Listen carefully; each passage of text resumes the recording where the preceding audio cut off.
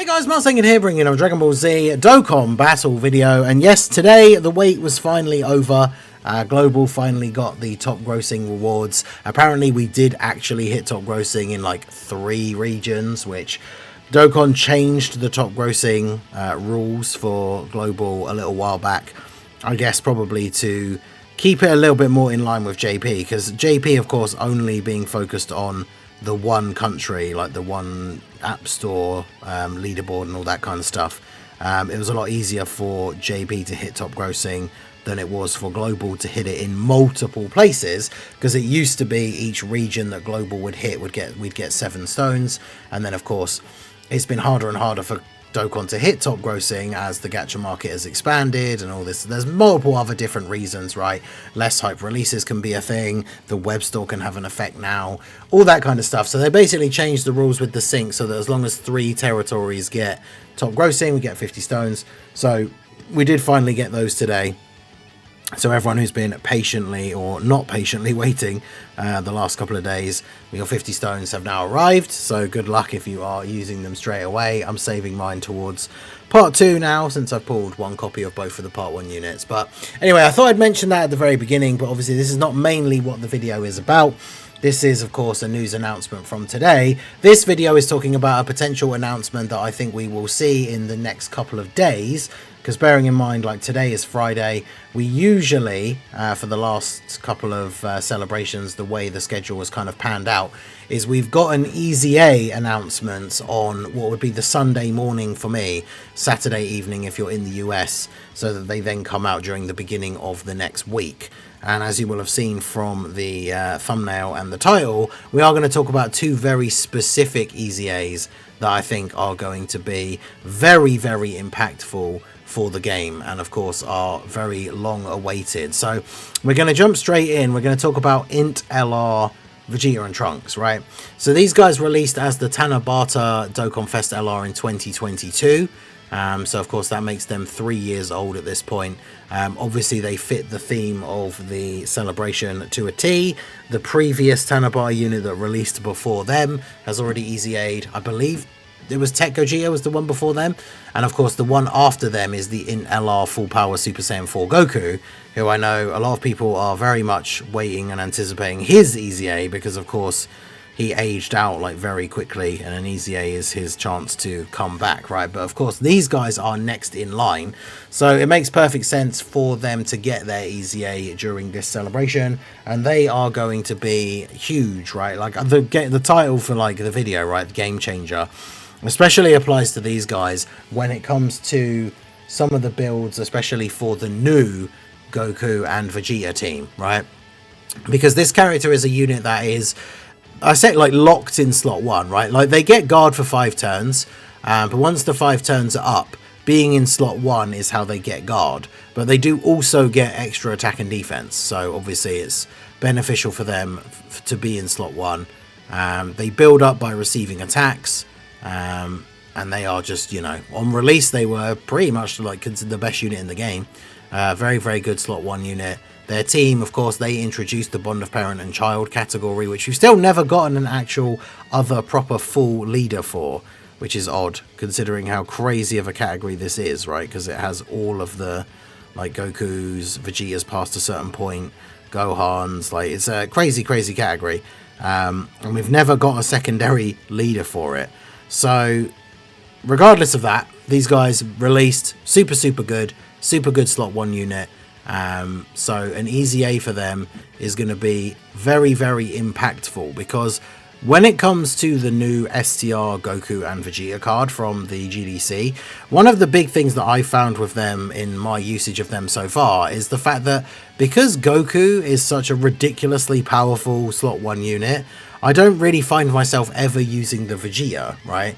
Because the team, especially like with one of the crazy builds you can make for the Goku Vegeta, they obviously have the 10-year fusions, they have the 7th years.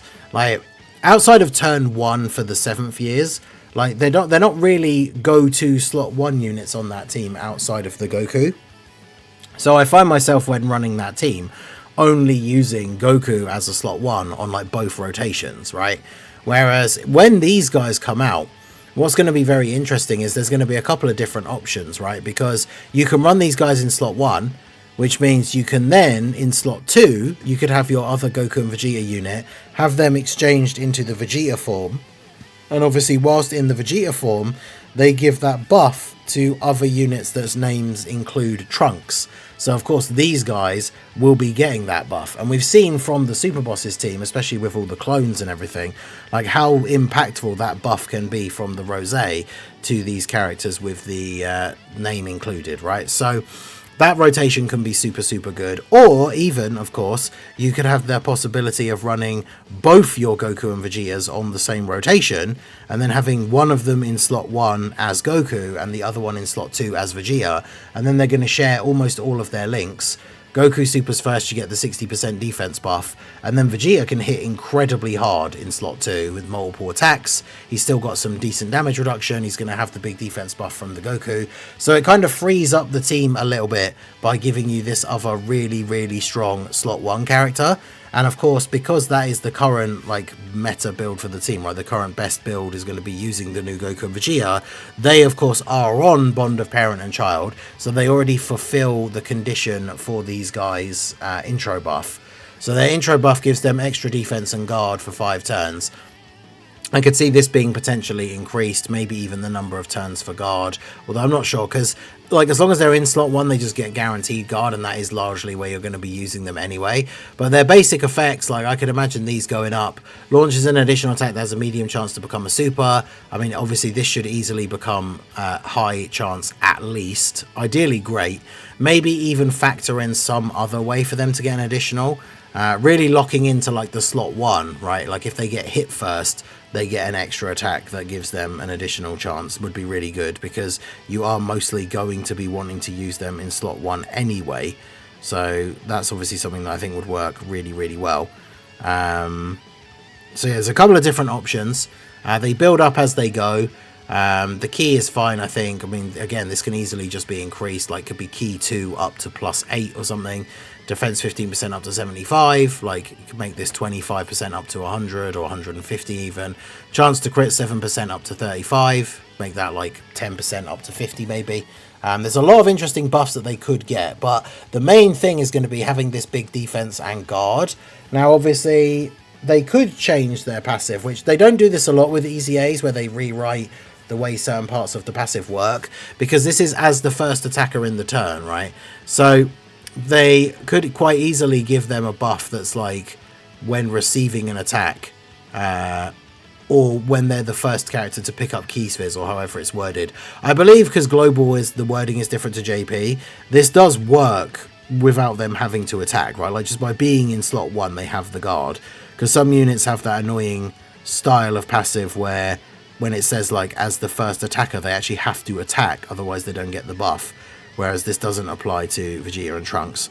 So really all we kind of are wanting or expecting from their EZA is for them to go back to being that quality slot 1 unit, but that is going to be such a huge deal for the Goku and Vegeta team, which, as I say, at the moment, considering the placements with some of the best units in the game, the real only go-to slot 1 units on that team outside of turn 1 for the 7 years where they have that 77% damage reduction is really the STR Goku.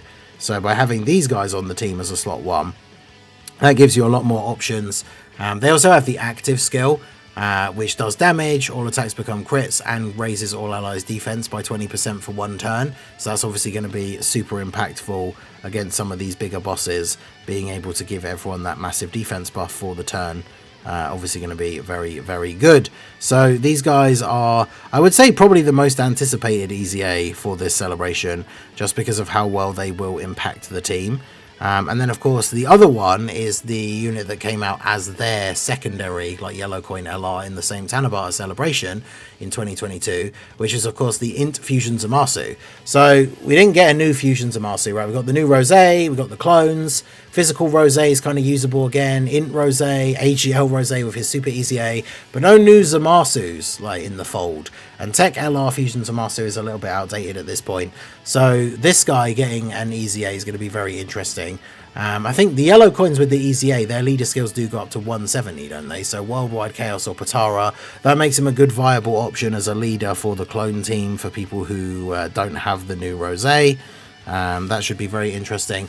But yeah, this guy is quite cool. So entrance animation when there's another Potara ally, obviously with all the new Rosé units, the clones, the buffs, all of that stuff. Like this guy's going to have plenty of allies to proc that ability, so that's cool. Gets extra key per key sphere for 5 turns. Not the craziest buff to get from the intro, but still pretty good. He does change orbs to Int, which obviously very helpful for him. Attack and defense 100% damage reduction, 20%.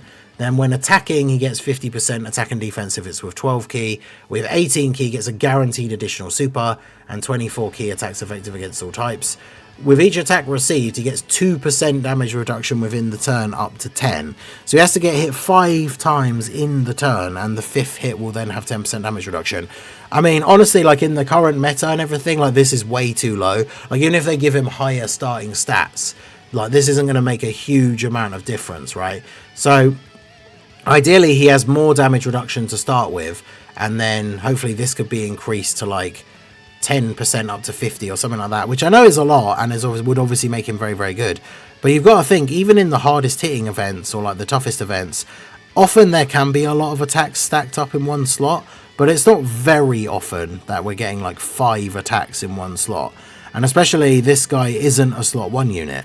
So a lot of the time, the places with the most attacks are going to be slot 1, which is not where you're going to be putting this Zamasu anyway. So hopefully they do increase his damage reduction, obviously increasing his base stats. Every time he receives an attack, he gets extra key, so this could easily be increased, so it's very easy to get his full key. Every time he receives 5 or more attacks, so when he receives like the 5th attack, and then some more, at the end of that turn he heals. This is pretty good. This could be dropped to like 4 maybe, which would still be very good. And then when he receives an unarmed super, great chance to nullify. They've done this a lot with some of the counter units recently. It'd be kind of cool if he has like, if you're below a certain amount of HP or like some other kind of condition, it's a guaranteed nullification for an unarmed super. That would be pretty cool. Like obviously TN has the guaranteed counter if it's a Kamehameha enemy. So that could be interesting. But and then of course he has an active skill, massively raises attack temporarily, armor damage and stuns. Could be useful in some events where stunning is still a possibility, but other than that, it's mainly just there for doing some big damage. It would be cool if they added some sort of support buff to this as well, to mirror the Vegeta and Trunks. Like imagine if he gave all allies 20% attack for the turn, like the way they give the 20% defense. That would be pretty cool. Now for the Zamasu, I don't think he's quite the game changer that the Vegeta and Trunks will be, but I do find with the build of the STR Rosé team now with the super bosses, outside of running the clones, like we need a newly updated, because we've got too many units that are just called Rosé, like AGL, Physical, Int, 3 units on the team all with the same name, and the AGL one is really the only one designed to be a floater.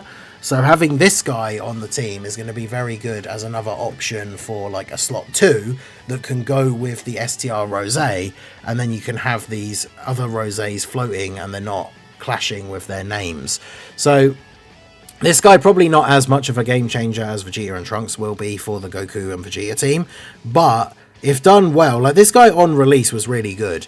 He got aged out with the next sort of level of power creep, which often happens, like those Tanabata characters coming out in July, and then like, you know, worldwide, I guess, was the next big set of events.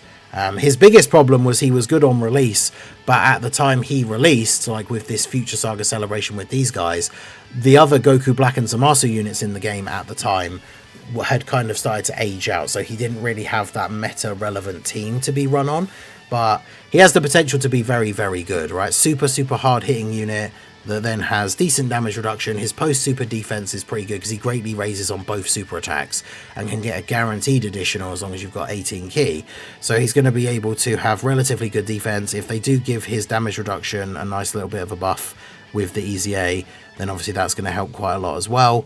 And then this guy, I can imagine, will be dropping massive attacks, especially when you consider all the things like, you know, the turns with the STR Rosé active skill that gives everybody a support buff for multiple turns, the physical Rosé domain. Like, I can imagine this guy, I wouldn't be surprised if like Rainbow level 10 links, you know, Big Bad Boss is active, all that good stuff.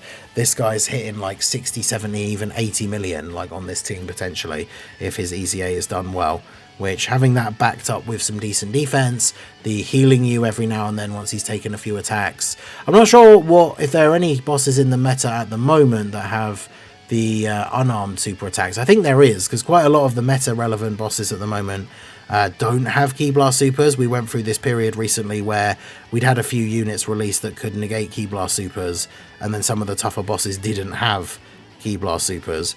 I'd have to double check from the new event, because obviously the new hardest event against the Rose and Zamasu, they both have Ki Blast supers, but that could also be still relevant in some events. So let me know what you guys think down below in the comment section. I think we could see one or even both of these EZAs announced on Sunday morning. I will be live streaming Sunday morning anyway, so make sure you guys keep an eye out, and we'll see this news live, hopefully, if it does get announced. But let me know down below, what would you do for these guys EZA? How would you design them if you had to design their full kit? Let me know your thoughts down below in the comment section. So that is going to be it for the video, guys. This has been the Masked Ningen. Smash that like button, subscribe to the channel if you are new. Check out the links down below, and I will see you all again soon. Have a good one.